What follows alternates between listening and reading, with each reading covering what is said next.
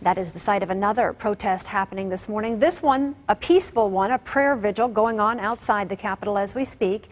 Members of Promise, Arizona have been camping out there for a week now, awaiting the decision by the Supreme Court. ABC 15's Kimberly Chang joins us live with their goals this morning. Good morning.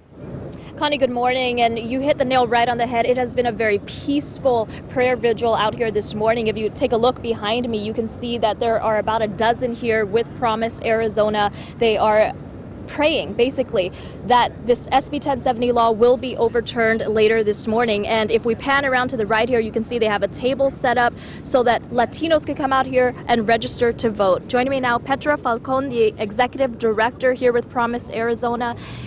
Really, things could go one of two ways today if the Supreme Court issues this ruling. What's the next step for Promise, Arizona if this law is upheld?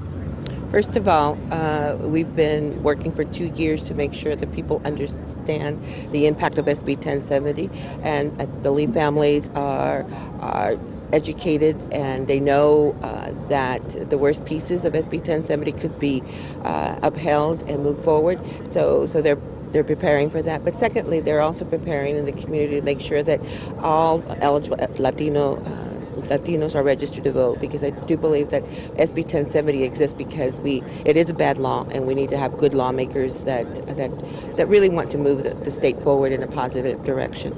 Tell me what's going on here behind us. We see that this prayer vigil is set up, and people here have been out since Wednesday, really camping round the clock. Yes, they've been here 24/7. They've been rotating shifts because families still work and they have children and they have other responsibilities. So they've been rotating it, but they have been spending the night here basically on the sidewalk, and they pray and they sing and they have community meals. And so this morning they are very anxious to see if the ruling will come today.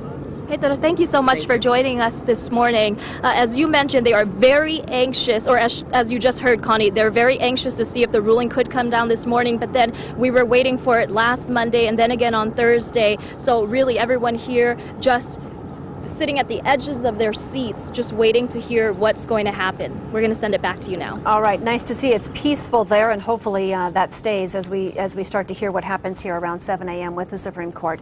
And we're covering all angles of this for you. In fact, in just a few minutes, we're going to talk about a decision to uphold the law that will affect police and other law enforcement in our state. What would it mean for them if SB 1070 goes into effect?